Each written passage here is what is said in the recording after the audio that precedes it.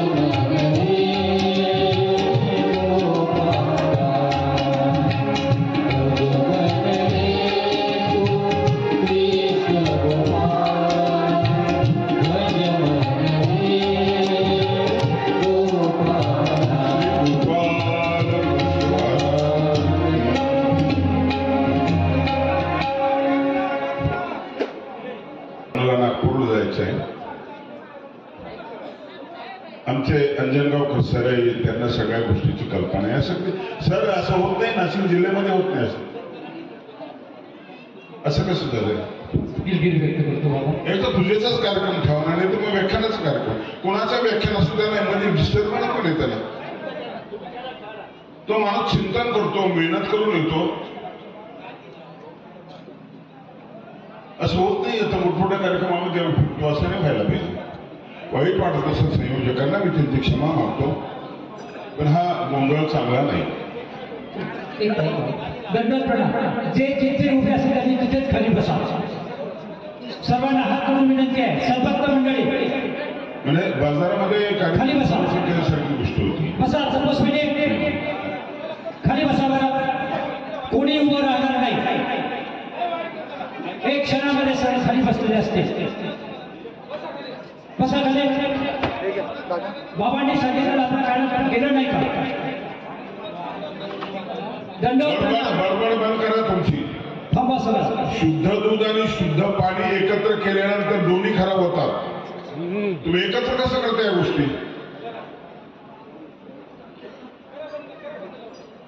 तुम्हाला हेही पाहिजे तेही पाहिजे आणि मिक्सर पाहिजे. 2 दिवस चांगले गेले. आजचं काही मला हे बरं नाही बा. आणि कुणी वागता असो तिथे हे नसावं. बोलणं आणि ऐकणं एवढंच नातं असो. तिकडे बडबड काय चालू आहे, दुसरं काय चालू आहे. म्हणून गेला माझा करतो सेवा.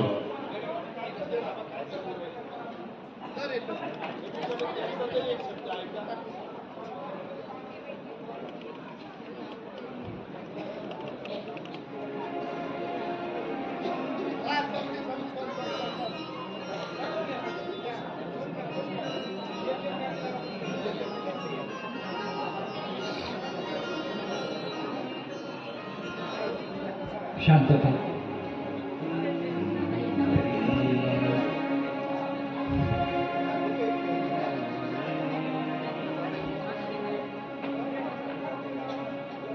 आजच काही लिखाण केलेलं आहे. महावाक्याच्या संदर्भामध्ये थोडस लिहिलंय मी. जीव दीन होता, जीव दीन होता, धनवान तुझी केला. जीव दीन होता, धनवान तुझी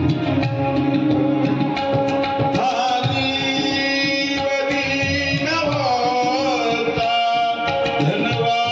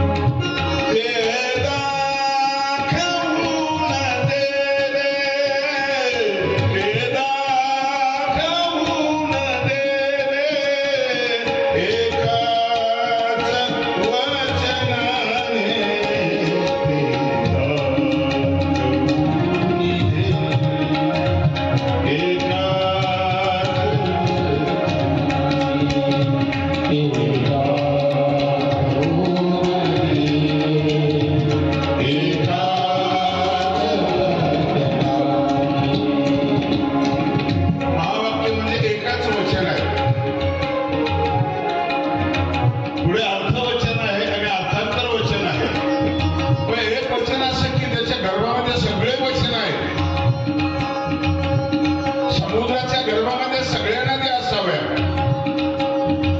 प्रकाश किरण एका सूर्यापासून प्रकट व्हावे.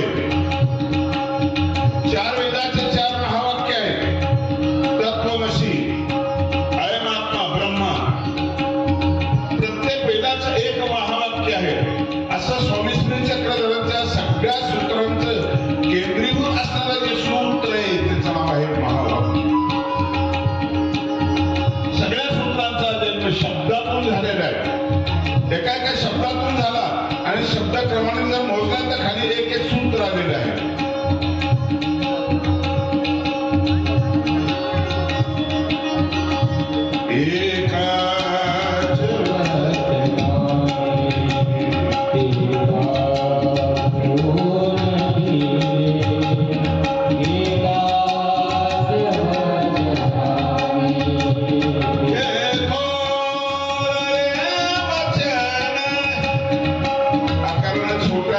त्यापेक्षा मोठे प्रकरण दुसरे आहेत.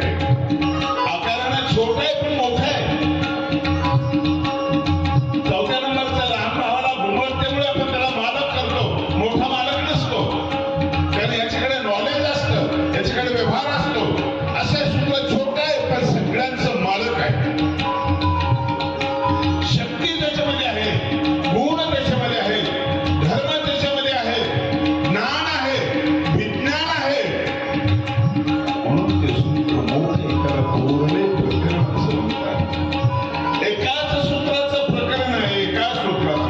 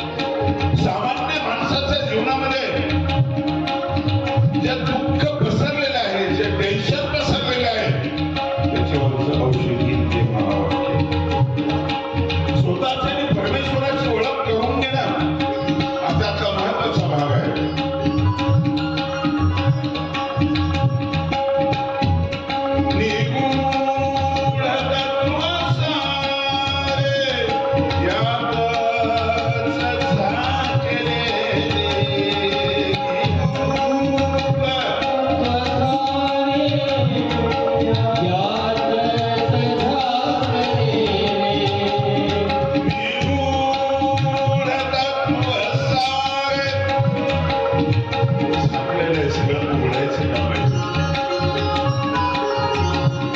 संत ज्ञानेश्वर महाराजांनी फार सुंदर वर्णन केलं या गोष्टीचं. सच्चित आनंद, 3 शब्द महत्वाचे. ते असं म्हणाले की सत आणि चित्त अस्तित्व कायम ठेवून आनंदाने त्यांना घेऊन टाकलेलं आहे. तो आहे परमेश्वर.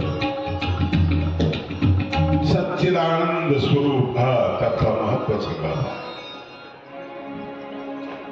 तुम्हाला सुख पाहिजे ना, तुम्हाला सत पाहिजे. सत म्हणजे सत्य. सत्यापर्यंत आपण पोहोचत नाही. आपण असत्याच्या ना खूप लोक फसवतात. याचं कारण आपण असत्याच्या मागे. खूप दुकानदार सगळे फसवतात असत्याच्या मागे. नेते फसवतात असत्याच्या. दिलेले आश्वासन सगळे असत्य असतात. औषधी फसवते, दुधावाला फसवतो, केमिकल पासून बनतो. केळं विकणारा फसवतो, केमिकल मध्ये पिकवतो. आंब्याची प्रीती आहे, आता भीती वाटायला लागली. आंब्याला हे पावडर मध्ये टाकून पिकवतात. भोगीरूप भयम सुखे क्षय भयम वित्तेश्वराज्ञे भयम वादेवाद भयम तपेंद्रिय भयम रूपे भयम योषिता हर्षे शोक भयम रणे रिपु भयम काया कृतांतात् भयम इत्यस्तर्वनिरर्थकं क्षितितलं कृष्णं पदं निर्भयं. भयाची जागा किती? एकच जागा आहे, निर्भय. कोणाचा कोणावर विश्वास नाही. माणसाचं भय आहे. माणसाबद्दल माणूस निर्भय नाही. पृथ्वी शांत आहे, सगळं आहे, पण भूकंपाचे धक्के होतात ना. आता झोपणंही मुश्किल झालेलं आहे. भीती पृथ्वीची वाटायला लागते. लांबच्याची भीती वाटते, जवळच्याची भीती वाटते, पदार्थाची भीती वाटते, पेय वस्तूची भीती वाटते, पाण्याची भीती वाटते. गडबड झाली, थोडं पाणी पिण्यात आलं माझ्या. आत्ता इंजेक्शन घेऊन आलं मी इतक्यात. इंजेक्शनची भीती वाटते, रिॲक्शन होण्याची भीती आहे. गोड बोलायची सुद्धा भीती वाटते. गोड बोलता बोलता कधी आपल्याकडे गळ्यात पुढं सांगते. पाहण्याची भीती, कुणी कुठल्या नजरेनं पाहतं, राहण्याची भीती. अभय नाही आपल्या जीवनामध्ये. का नाही? सत्य आपल्याला सापडलेलं नाही. असत्य लवकर आपल्याला प्रभावित करतो. सत्य म्हणजे सुंदर, सुंदर म्हणजे शिव.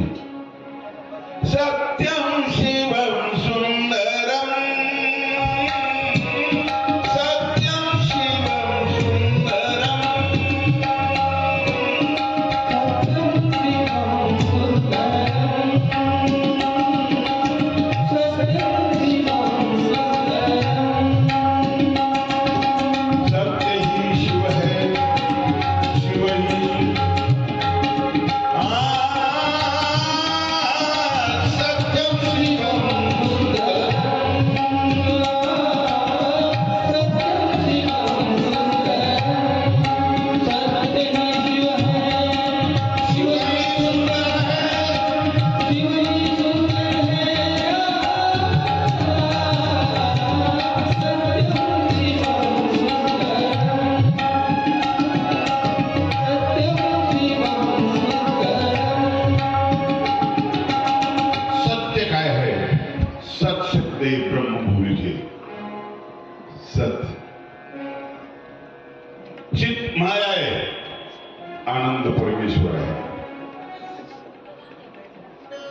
आनंद म्हणजे सुख नाही. सुखाची व्याख्या वेगळी आहे. पण संत जगाला सुखी करण्याचा प्रयत्न करतात. आणि जगाचे सुखोपदेश जे शरीर वाचा मानसे. जगाला सुख देण्यासाठी जे शरीराने, वाचेने आणि मनाने प्रयत्न करतात. शरीर वाचा मानसे रहाटणे ते ऐसे ते अहिंसा. अहिंसा म्हणजे काय? जे शरीराला हिंसा होणार नाही, मनानं होणार नाही, वाचन होणार नाही, आणि सर्राटणं म्हणजे तुमचं वर्तमान, तुमचं फिरणं असं जे आहे ना, त्याला अहिंसेवर व्याख्या देण्याची काही गरज नाही. ती अहिंसाच आहे, त्याचं जगणंच अहिंसा आहे. अहिंसा शस्त्र हातामध्ये घेऊन महात्मा गांधींनी स्वातंत्र्य मिळवलं. बरे दुसरा एक पक्ष असेल, क्रांतिकारी पक्ष, शस्त्र निर्लज्ज असत. म्हणून स्वामी श्री चक्रधर प्रभूंनी आचार्यांच्या दिशेने मारलेला जो बाण आहे, घोड्यांच्या चोरी करत असताना तो बाण सापडला, स्वामींना दाखवला. स्वामी म्हणाले त्याला ठेचा, त्याची धार मोचट करा, जमिनीत पुरून टाका त्याला. का? बेअक्कली आहे ते. ज्याने बनवलं त्याला मारू शकत. निर्दय आहे ते शस्त्र. आज मोठमोठे जे युद्ध होतात ना, युद्ध माणसं जगवत नाही, माणसं मारतात. अरे केस नाही निर्माण करू शकत माणसात सामर्थ्य काय आहे? मरमर सुच्या जेव्हा तुमची काही असे मा काही दिसे. आणि अशाला मागणी केली जीवाला. मद सुच्या ते केले दाता, आपण पे जाला सी मागता, जन्म द्या मनुष्यानंता परिणी देजना. परमेश्वर जन्म मागताय, तो असं निर्दोष जन्म मागताय.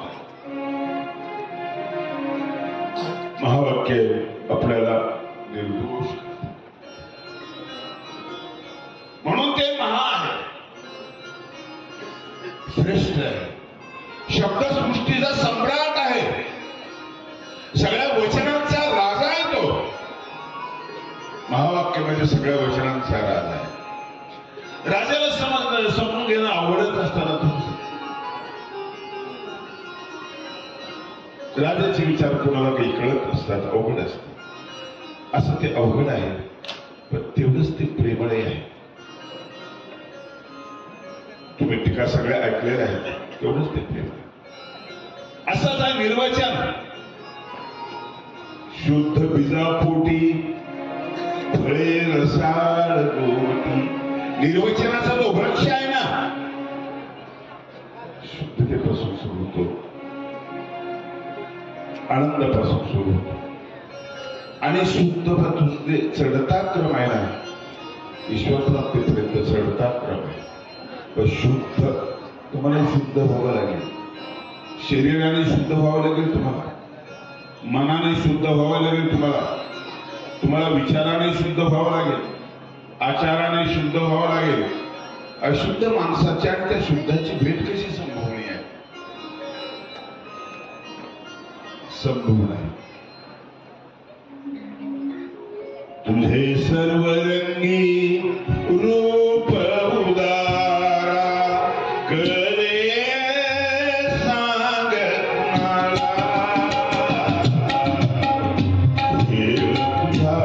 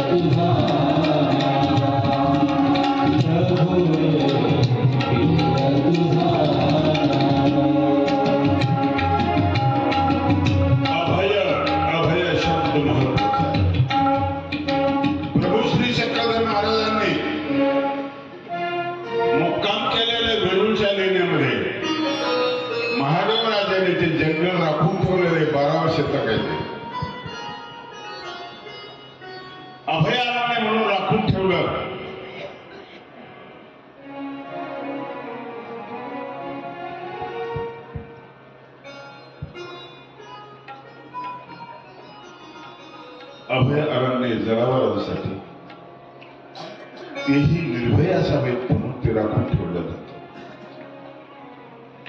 सकाळची वेळ आहे. स्वामी सकाळी सूर्योदयाच्या आधी फिरायला गेले. मॉर्निंग वॉक म्हणताय तुम्ही का?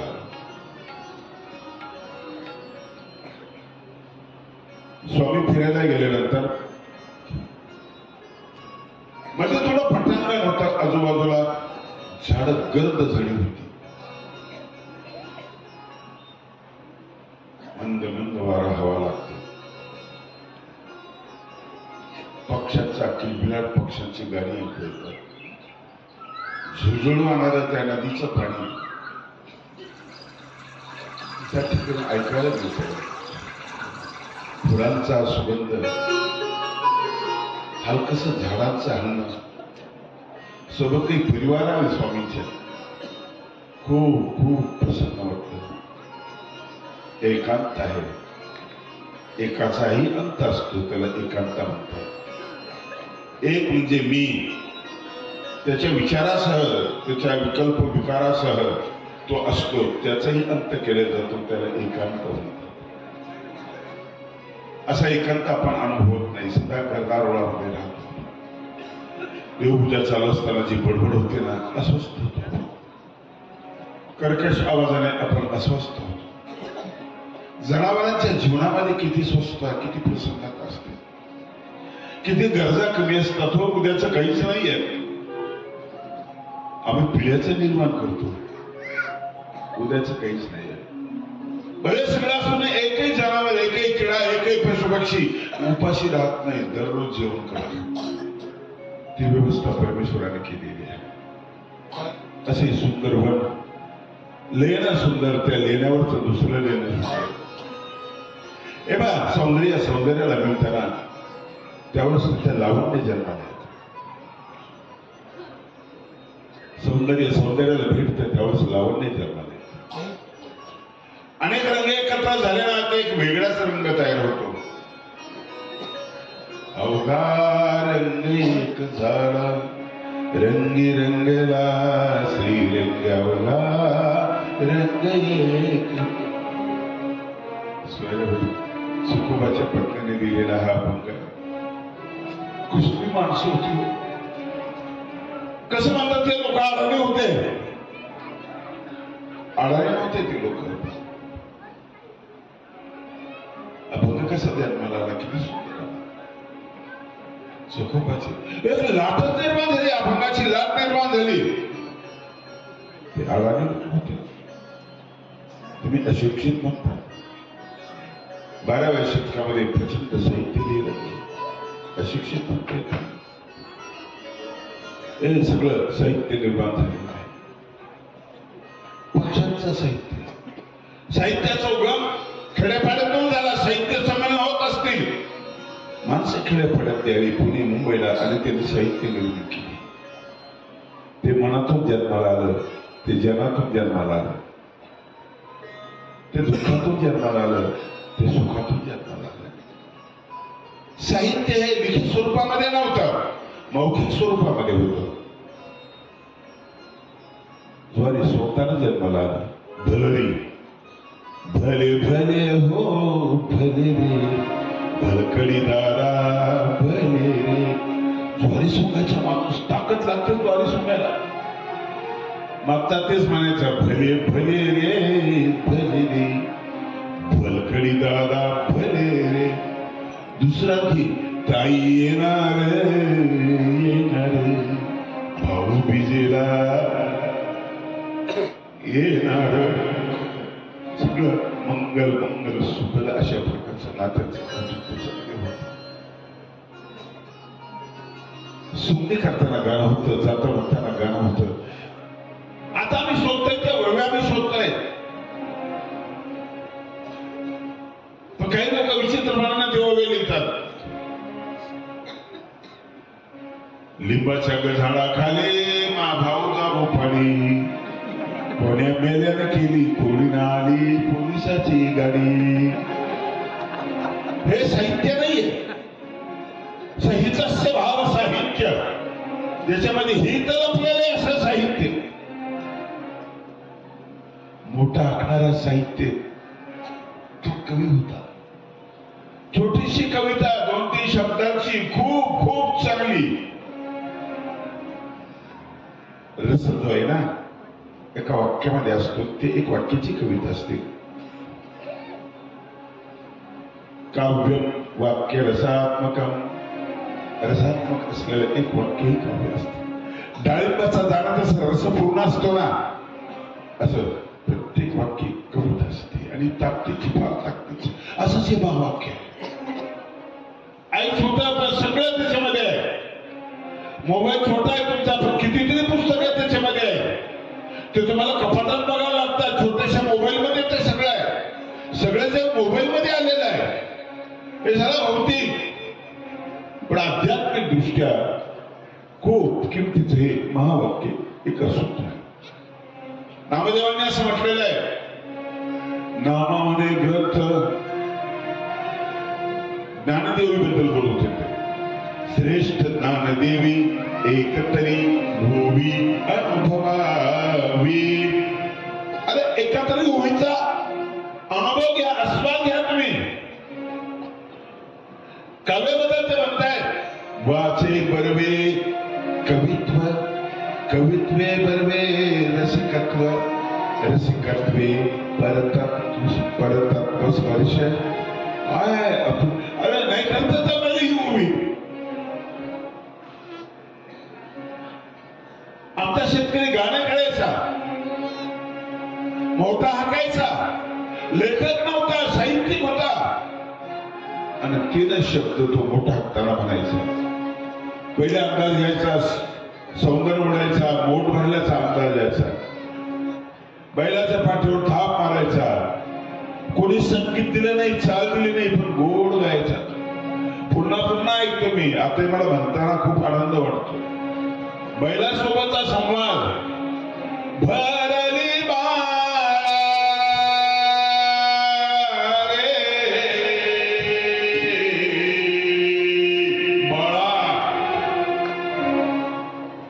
बैलांना बाळा. साधा माणूस होता, पण किती मोठा होता. हृदय किती मोठं होतं. भरली बाळा रे चाल माझ्या राजा. राजा म्हणायचा, चाल माझ्या देवा रे. पळायचं बैल दुरात पळायचे. प्रेमाचा स्पर्श असाय लक्षात ठेवा. अलौकिक स्पर्श आहे प्रेमाचा. प्रेम तुमची भूक भागवतं. कोंबडी अंड्यावर बसते, कोंबडीला स्तन नसतात, दूध नसतं. जगतात कसे मधले बाळा. स्वामी समजावून सांगतात स्पर्शाची किंमत. बाळ जगतात कसे, त्याला कवच असतं, म्हणजे कुठला पदार्थ जात नाही, अन्न घटक जात नाही. ते जगतात कसे आणि वाढतात कसे. स्वामी सांगतात स्पर्शाने वाढतात. स्पर्श अन्न आहे. पोट भरलं कुणी आपुलकीनं स्पर्श नाही केला, तुम्ही उपाशी आहात. पुरणपोळीचं जेवण दिलं ना, ताट वाजवून दिलं, गिळा म्हटलं, खाल्लं तुम्ही तरी उपाशी आहात. तुम्ही आपुलकीच्या नजरेने बघितलं कसा आहे म्हणून विचारलं नाही, तुम्ही उपाशी आहात. 5 इंद्रिय आपले उपाशी ठेवून आपण जगतोय. आपण बुभुक्षित आहोत. चांगले नाही, आपण बुभुक्षित आहोत. म्हणून वनवासी आश्रमातले मुलं बघा, पोट मोठे, हातपाय लहान आहेत. याचं कारण पोट भरलेलं असतं, पोटाला मिळतं, हातापायला मिळत नाही. आई नाही माझ्या राजा, माझ्या सोन्या. तोंडानं हात फिरवणारी आई नाही. 5% जेवण करतो आपण, 95% आपण उपाशी असतो. कधी विचार केला तुम्ही? दसऱ्याच्या दिवशी जशी पाय पडतात एकमेकाच्या. म्हातारी माणसं बसलेली असतात पाय बसून. हा आला तो आला. आपण ते परवा मी त्याला शिबी दिली भेटत तू नाही आला की. त्या उत्सवामध्ये सुद्धा तो भुकेला असतो. फार उशिरा येतो. आला की त्याला बघितले डोळे आला बरं का आला विसरला चांगलाय बरं का. पाया पडतो ना तो स्पर्श आहे ना याच्या पायाला झालेला स्पर्श. हाई जड होता आता फुलून गेला. चेतना निर्माण झाली. पाया पडताना त्याच्या डोळ्यामध्ये डोळे भरून आले पाया पडणाऱ्याच्या. यांना दुखवलं म्हणून. स्पर्श आहे महत्वाचा स्पर्श. कोंबडी बाळाला स्पर्शाने ठेवायला देते. स्पर्शाने ठेवते. साहित्य विषादातून जन्माला येते. भगवद्गीतेचा जन्म अर्जुनाच्या रण्यातून झाला. तो रडला नसताना विषाद येऊन नसताना गीता जन्माला आली नसते. अर्जुनाचे दुसरे आभार असे की तो मधीच असं नाही म्हटला कनिष्य वचनांतावर. गीता पूर्ण आटोपल्यानंतर तो म्हटला.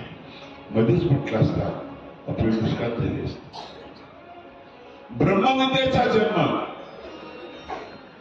निषादातून झाला. निषाद म्हणजे शिकारी. सस्याचं रक्षण केलं स्वामींनी. समोर निषाद होते ती उद्घाटक होते. ब्रह्मविद्येचे उद्घाटक. राजे महाराजे मंत्री असं नाहीये. एक आदिवासी माणसाच्या हातून उद्घाटन झालेलं आहे. म्हणून तो पती तो धारक आहे. पती तो धारक आहे. रामायणाची सुरुवात ही रण्यातूनच झाली. शापातून झाली. कंस पक्षाचं मैथून चाललेलं होतं. एका शिकाऱ्याने बाण मारला. कचकन अंगामध्ये बाण घुसला. पंख फडफडत तो चित्काराला आणि खाली पडला. माणसं मारणारा तो वाड्या. त्याने तो चित्कार ऐकला आणि त्याचं हृदय भेदून गेला. दुःख झालं त्याला. लोक निघाला तोंडातून आपोआप. मा निषाद प्रतिष्ठा त्वमगम शाश्वती समान यत्रांच मिथुना एक अवधी काम मोहित. हे वेदा तुला मी शाप देतो. पक्षाला मारलं म्हणून शाप देतो. तुला प्रतिष्ठा मिळणार नाही. नंतर लक्षात आलं श्लोक म्हटलं. अनुष्टुप छंदामध्ये श्लोक म्हटलो. तो काय म्हटला त्यालाच माहिती नाही. अत्यंत लक्षात आलं. आणि रामायण पूर्ण अनुष्टुप छंदामध्ये लिहिलं. पहिला श्लोक आहे लक्षात. रामायण कशातून जन्माला आलं. निषादातून जन्माला आलं. काही साहित्य शिवीमधून जन्माला आलं. काही साहित्य ओवीमधून जन्माला आलं. लीळा चरित्र गद्यातून जन्माला आलं. प्रभूचं चरित्र ज्यांनी महावाक्यासारखे एक वाक्य दिलं त्या प्रभूने हे चरित्र अशा पद्धतीने सांगितलं. आणि त्या अभयारण्यामध्ये फिरतायत. शांत वातावरण एकदम शांत.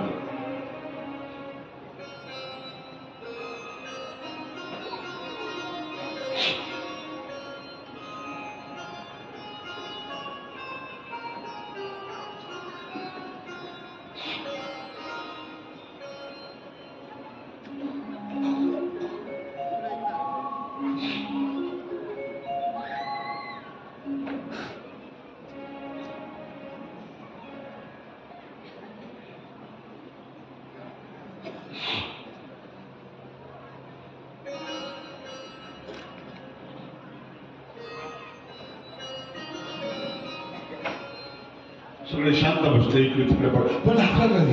झाडाचे हाल चालले. झुडपाशे हालायला लागले. काहीतरी येत आहे काहीतरी. सगळ्यांचं लक्ष तिकडे गेलं. सगळे बेजा गेले. येत आहे काहीतरी. काय असेल. वाघ असेल. सिंह असेल. काय असेल. लांडू असेल. काय असेल. सगळ्यांमध्ये जितना सगळे म्हणजे असेल तर काय असेल. सगळे तिकडे पाहत होते. स्वामी तिकडे पाहत होते. स्वामींच्या पाण्यामध्ये त्यांच्या पाण्यामध्ये फार मोठा फरक. यांच्या पाण्यामध्ये भीती होती. स्वामींच्या पाण्यामध्ये निर्भयता होती. आलं जोरात आलं. पळत आलं. माजलेलं क्रोधायमान झालेलं आलं ते सगळं पळाले. कोणी झाडावर चालला, कोणी ओढ्याला गेला, इकडे गेले तिकडे गेले. स्वामी जागी स्थिर उभे होते. स्वामींच्या समोर आलं. स्वामी त्याच्याकडे पाहत होते. डुकरांनी स्वामींचे डोळे बघितले, त्या डोळ्यामध्ये दया बघितली, ममता बघितली, प्रेम बघितले. ते जागीच थांबले. जनावरांना पुस्तकने वाचता येत, पण माणसं वाचता येत, त्या डोळे वाचता येत. डुक्कर निघून गेलं वापस. पळून गेलेले लवार सगळे आले जवळ. बहाणे सांगायला लागले, मी लभिली गेलो, बिगडे गेलो, मी भिलो थोडं, आणि तुम्हाला थोडं सोडलं देवा, मी तुमचाच आहे, तुम आगे बढ़ो, हम तुम्हारे पीछे. हेच कधी आडवे तुम्ही सांगता येत नाही. आत्ताही असंच आहे. नेत्यांना भाजी लावतात असं नाही, संकट आलं तर कुणी जवळ राहत नाही. स्वामी स्थिर जागेत उभे. पण त्याने त्याच्यावर नाराज नाही. स्वामी त्यांच्याकडे तेवढंच प्रेमाने बघताय. आपण रागवलो असतो. सगळे सोबत गेले, बिडाराला गेले, जिथं बिडार होतं त्या ठिकाणी बाईसा होती. बाईसाने गोष्ट कळली, ती शिवे द्यायला लागली. मेल्यानं लाज वाटत नाही. देव म्हणता, परमेश्वर म्हणतात, दुसऱ्याला देववृक्ष म्हणतात, आणि स्वतः तुम्ही पळून जाता. ते घाबरलेल्या अवस्थेमध्ये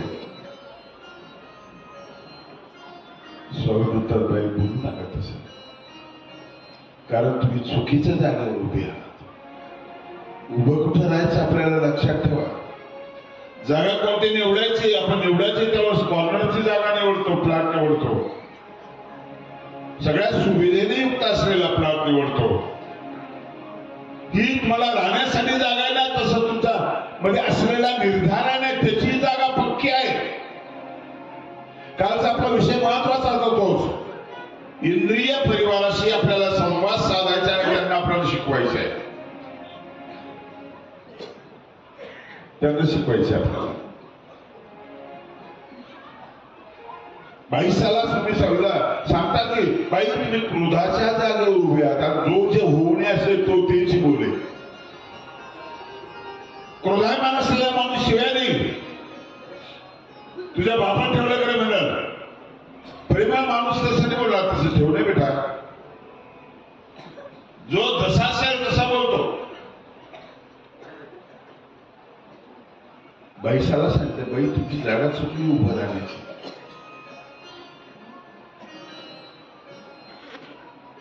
हो, तुमची बी जागा चुकली. ते भयाच्या जागेवर उभे होते म्हणून ते पळाले. तुम्ही क्रोधाच्या जागेवर उभे आहात, आम्ही अभयाच्या जागेवर उभे आहोत. ही जागा शोधा, सगळ्यासाठी महत्वाची जागा, फार महत्वाची जागा आहे अभयाची. तुम्हाला निश्चिंत व्हायचं असेल, अभय खूप महत्वाचं आहे.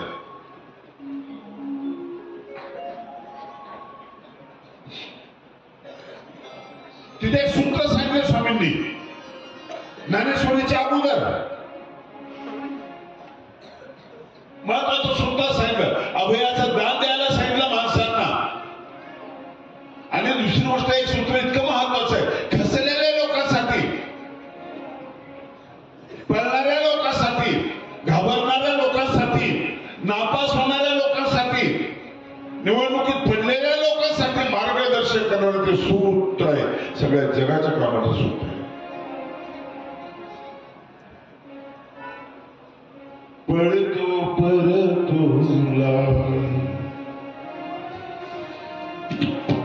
जो अभयावरती राहिले मनवा, पळतो परतोला मनवा,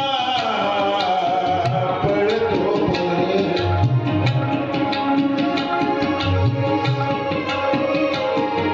नापास झाला, फाशी घेऊ नको, आत्महत्या करू नको.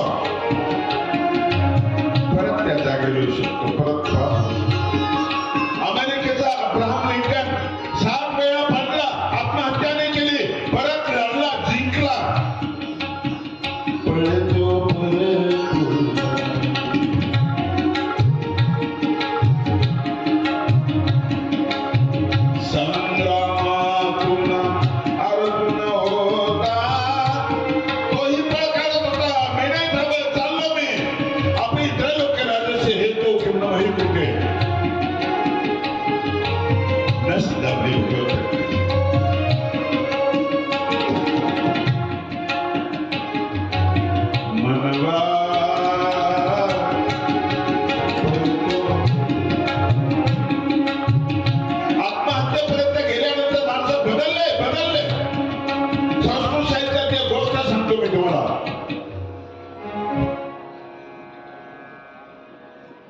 बाण नावाचा एक माणूस होऊन गेला, ब्राह्मणाचा मुलगा. आश्रमात गेला, अभ्यास करायला लागला. अभ्यासच जमेना, पाठ केलं विसरत होतं. 1 वर्ष झालं. म्हटलं जगून फायदा काय, घरी जाता येत नाही. बाप म्हणा तू ब्राह्मणाचा मुलगा आणि तू अभ्यास करत नाही, काही येत नाही तुला, काय जाळायचं का तुला, चाटायचं का तुला. म्हटलं मेलेलं बरं. आश्रमातून बाहेर गेला, आत्महत्या करायला. जंगलामध्ये गेला, तिथे एक विहीर होती. म्हटलं विहिरीत उडी मारतो. विहिरीवर बाया पाणी भरत होत्या म्हणून थांबला. मी उडी मारलं, त्या बोंबलतील त्याचं पाणी भरलं, उडी मारलं. त्याचं पाणी भरणं झालं, बाया निघून गेला. धावावर बसला. मोठ्यानं तो सौंदर्य घासतो ना, असं दगडाला घासतो.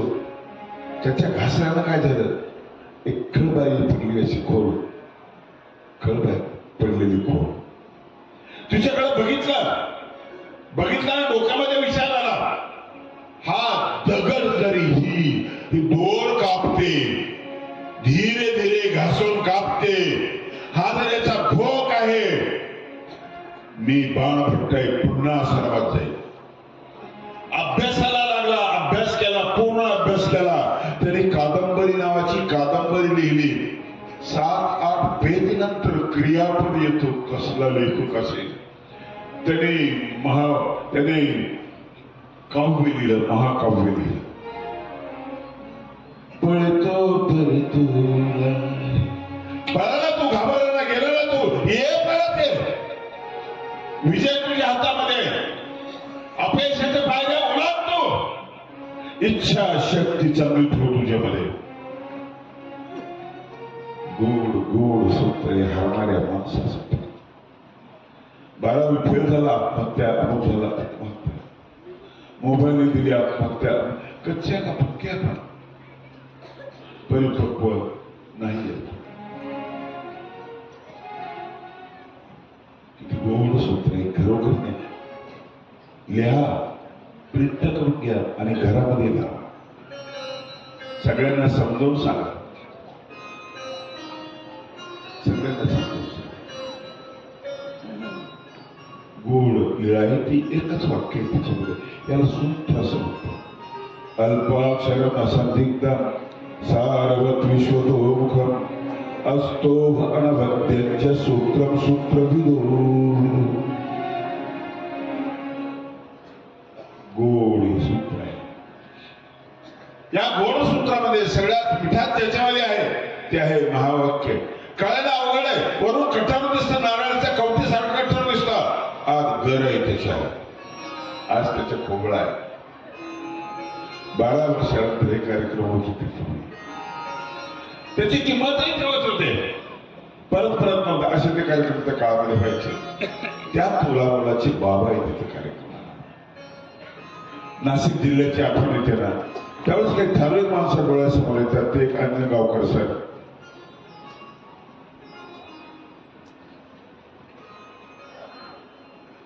बाबासाहेब अंजनगावकर सर एक विरक्त माणूस. कसं म्हटलं तुम्हाला, एक प्राध्यापक आणि विरक्त, घर आहे आणि तो विरक्त. हो, विरक्त आहे.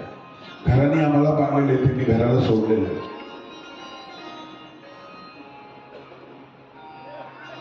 पैशाने आम्हाला बांधलेलं आहे. ते पैसा घेत नाही, कार्यक्रमाचा पैसा घेत नाही. कुठल्याही परिस्थितीत आम्ही तडजोड करतो. चंद्रपूरकडे जातो मी, तिकडे गेल्यानंतर तिकडची पद्धत आहे. अक्षता खूप लावतात पूजा करताना. अगोदर गंध लावतात, नंतर अक्षता लावतात. हा लाव, तो लाव, 100-150 लोक सारखं लावत बसतात. आणि त्याची भावना एक गळू पडू नये खरी, काय चिटकावी, मग ते असं जोरामध्ये दाबतात. ते बाबाचं कपाळ क्रिकेटचं मैदान होतं आणि टोचायला लागतं बाबाला. मग बाबाशी मागं हातात तसं मागं सरकतात. असे दाखवतील की मागं सरकतात. ते फार हुशार आहे. मागून हात लावतात आम्हाला, इकडून प्रेस करतात. त्याच्यामध्ये मग पूजा करत असतात. गरीब लोक आहेत, रुपया 2 रुपये 5 रुपयाची पूजा करतात. एवढ्या अडचणीमध्ये माझ्या डोळ्याला दिसले चेक नोट. अर्धी होती 2 रुपयाची आणि अर्धी होती 5 रुपयाची. बरं गंमत अशी की आपण म्हणू शकत नाही खोटी आहे, जुनी आहे, आम्हाला चालत नाही. भिक्षुक नाही म्हणू शकत. चालत नाही कसं म्हणता येईल? दोन नोटा त्या एकमेकाला जोडलेल्या होत्या. हे दुःख सहन करावं लागतं. सरांचं जीवन जवळून बघितलंय आणि एक होते माझे गुरुवर्य लक्ष्मीकर बाबा शास्त्री. काही ग्रंथांची आम्ही उपेक्षा केली, काही ग्रंथांची आम्ही उपेक्षा केली.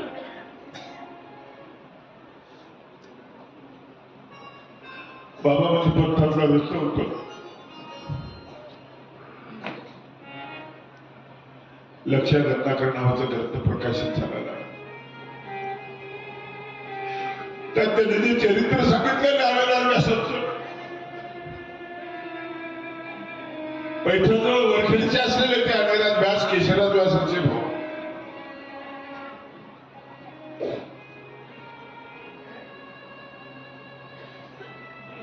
नगरला भिंगार मध्ये आले, भिंगार या गावात आले.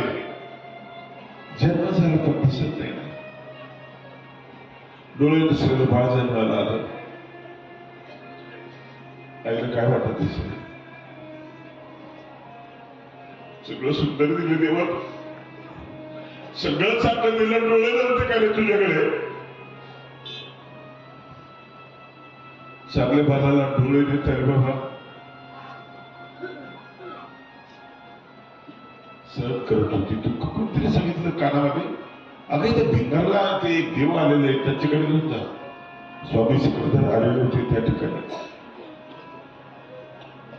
बिगीने आले आणि आपला बाळ स्वामींच्या मांडीवर ठेवलं. काय वर्णन करावं त्या मांडीचं? त्या मांडीने सशस्त्र रक्षण केले. त्या मांडीने भांडारेकरांना खाली ससा हातावर भांडारेकरांना ठेवलं. त्याच मांडीवर त्या बाळाला ठेवलं. स्वामीने त्याच्याकडे बघितलं. त्याने डोळे उघडले आणि बघायला लागला. तो मुलगा अनिराज व्यास. त्यांनी लक्षात रत्नाकर नावाचा ग्रंथ लिहिला, जो उपेक्षित होता. सारंग पातुरकरांचे ग्रंथ वाळीत टाकलेले होते. माणसं माणसालाच वाळीत टाकत नाही, असं चांगल्या गोष्टीला वाळीत टाकतात. त्या ग्रंथाला न्याय दिला माझे गुरु आचार्य नरसुकर बाबा. मराठीतलं पहिलं व्याकरण आहे ते. ज्ञानेश्वरीच्या अगोदर 10 वर्ष लिहिलेलं ते व्याकरण. जन्मांध असलेल्या मुलांनी स्वामींच्या कृपादृष्टीने त्या डोळ्याने, ज्ञान डोळ्याने पर पाहणारे ते डोळे, मराठीतलं पहिलं व्याकरण. शब्दामध्ये घुसून शब्द कसा वापरायचा, त्याचा मूळ अर्थ कसा शोधायचा, 32 लक्षणं सांगितलेले व्याकरणाचे. आता शब्दानुशासनम व्याकरण असतं. 32 लक्षण माणसाचे सांगितले नाही, त्यांनी सूत्राचे लक्षण सांगितले. सूत्राचे लक्षण सांगितले. सूत्र स्वरूप, सूत्र लक्षण अप्रतिम आहे ग्रंथ. आपण वाचतच नाही. सगळ्यात मोठी मला एक खंत की या पंथामध्ये लेखक, वक्ता, कवी हे महत्वाचे स्तंभ आहेत. लोक जळगाव पारायणाचे पुस्तक असतात, दुसरं पुस्तक नाही. मी परवापासून बघतो इथं भिक्षुकांनी, महिलांनी, साध्वींनी पुस्तकं घेतलेली आहेत. कुणी पुस्तकच घेत नाही.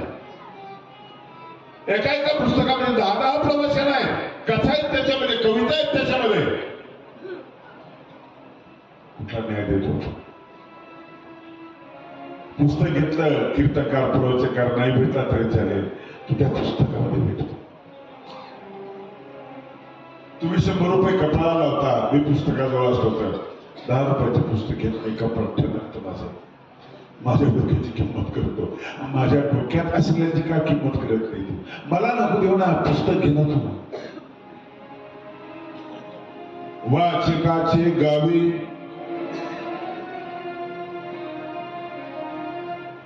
याचक सापडे, मी चिडतो म्हणून चिडतो. तुम्ही प्रतिमेची पूजा करत नाही, प्रतिमेची किंमत करत नाही. स्वाध्यायाने वाचक निर्माण केला, वारकऱ्यांनी काना निर्माण केला, श्रोता निर्माण केला. मी काय सांगू, आम्ही याच्यात निर्माण केला.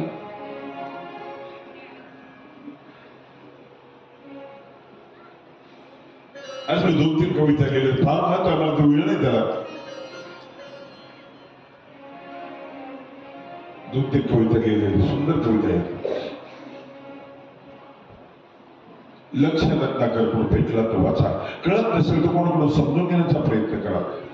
जसं महावाक्य स्वतंत्र कार्यक्रम आहे ना, असा एखाद्या बुद्धिमान महंतांचा 32 लक्षाचा कार्यक्रम ठेवा, पण जाणता पाहिजे आमच्यासारखा नाहीये. ज्याने मराठीचं पहिलं व्याकरण लिहिले त्याची कल्पना नाही आपल्याला.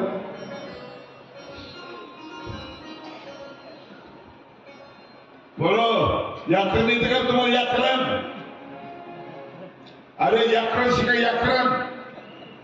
शुद्ध द्या जरा, शुद्ध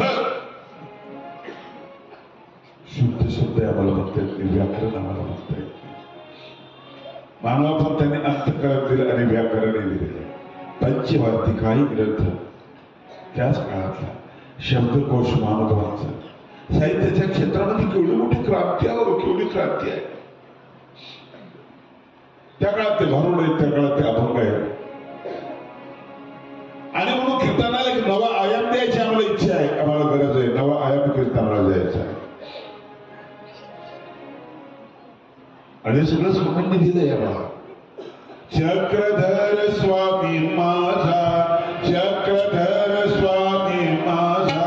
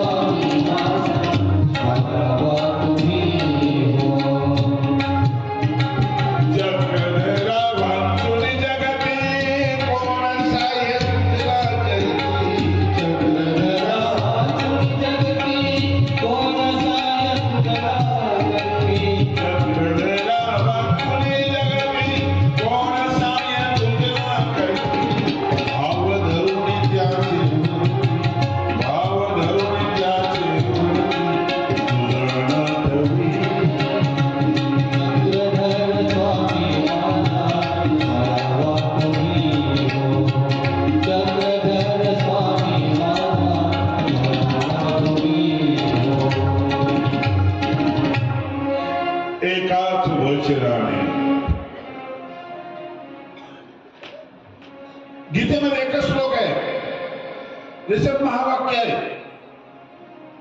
आमचे एक उपदेशी ब्राह्मण रत्नाकर भाऊ कुलकर्णी त्यांनी त्या श्लोकावर महावाक्य प्रवचन केलं. गीतेचे महावाक्य वेगळे, हे महावाक्य वाक्य वेगळे. पूजाराम सरामध्ये सुद्धा महावाक्य आलेलं आहे. जय परमांता जीव देहाती रेता, जय हात भवदर्पा सच्चिदानंद रूपा. याच्यात महावाक्य. मूर्ती प्रकाश मध्ये आहे. घरामध्ये पैलवानाला 2 लिटर दूध दिलं, त्याला 2 लिटर त्याला लागतं. मुलाला देताना चमच्याने दिलं, म्हाताऱ्याने त्याला कपाने दिलं. ही जशी वाटणी आहे आणि व्यवस्थित वाटणी आहे, विभागणी उभं आहे अशी. आणि म्हणून स्वामी त्या मुलीला कथा सांगतायत ना, कौशल सेनाचे. तिचं भरत गीत म्हटलं असतं तर थोडकी आरवळली असती. जय स्तुते श्री महा, नाही ती उभी सुद्धा फुटली असती. स्वामींना माहिती काय म्हणायचं. आजही पाठ्यक्रमामध्ये आपण बघतो ना, लहान माझी भावली तिची मोठी सावली, घर गोळी फिरवते, नकटाळा फिरवते, भात काळा कच्चा झाला, फुल केली, करपून गेली, हसते मुलगी. संस्कृत श्लोक म्हटलं तर हसत नाही, ती हसणार नाही. म्हणून अधिकाराप्रमाणे स्वामी निरूपण करत गेले. ब्रह्मकबाईला समजून घ्यायचं, तिला कसं सांगावं हा प्रश्न आहे. मग ते म्हणते ब्रह्म कसं असतं.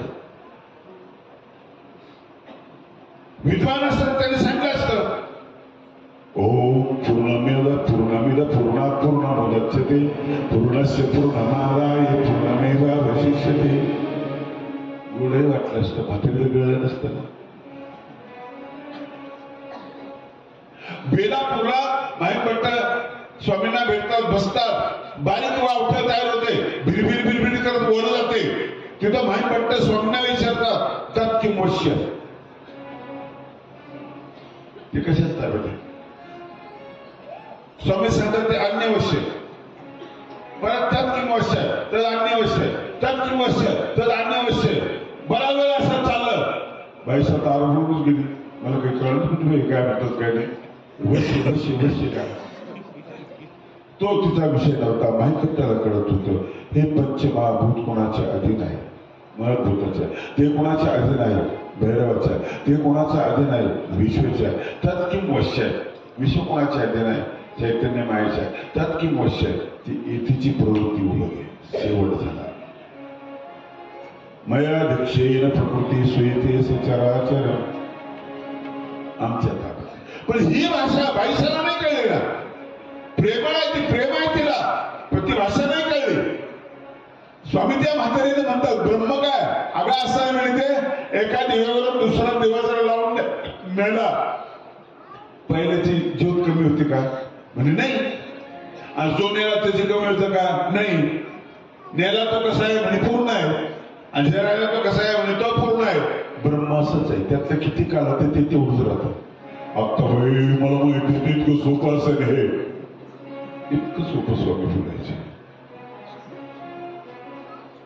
अवघड बोलणारे लोक संपले हो. एका नवऱ्याची बायको पाणी आणायला गेली. आली अति अभ्यास होती, पंडित होती. नवऱ्याने विचारली का उशीर काय लावला तू. ती म्हणे आले फुलं वहनाचे वहन आणीत होते. शशीधर वहनाने लोटले मार्ग पथ्ये. नदीपती पूजाचा ताक भंगोरी गेला. रवी सुत महिसंगे करण दुःखिस्त झाला. नवरा म्हणजे काय म्हणतो काय मला काहीच कळलं नाही. तुला एवढाच विचारला उशीर का लागला. ती समजावून सांगते नवऱ्याला. अली म्हणजे भ्रमर, त्याचं कुल म्हणजे कमल, त्याचं वहन म्हणजे पाणी. मी पाणी आणायला गेले. शशीधर वहनाने लोटले मार्ग पथ्ये. शशी म्हणजे चंद्र, त्याचं वहन म्हणजे बैल. शशी म्हणजे चंद्र आणि तो धारण करणारा शंकर, त्याचं वहन बैल नंदी. मला धक्का लावला त्या बैलाने आणि मी खाली पडलो. लोटले मार्ग पथ्ये. नदीपती पूजाचा.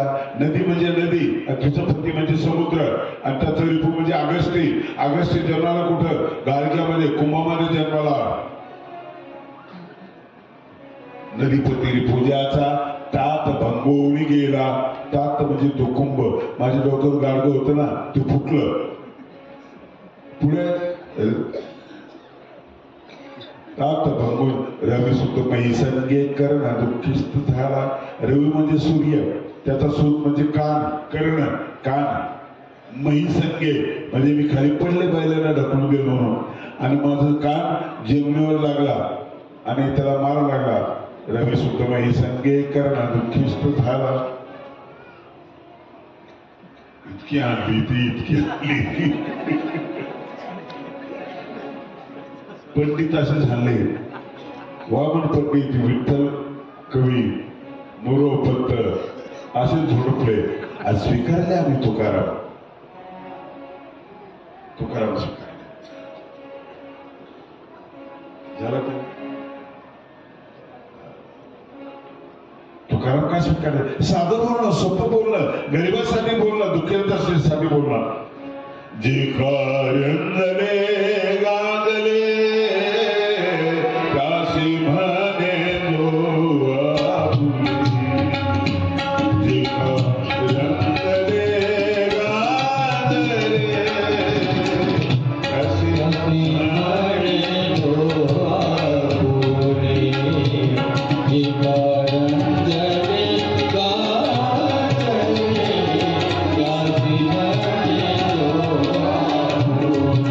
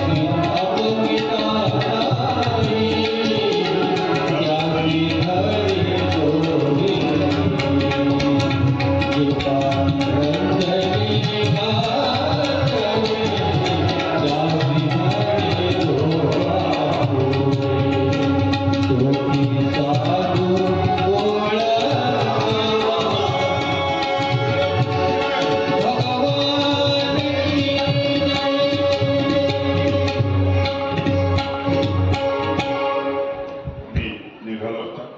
आरती झाली. पुन्हा पुस्तक घ्यायचं असते 10 मिनिटाचं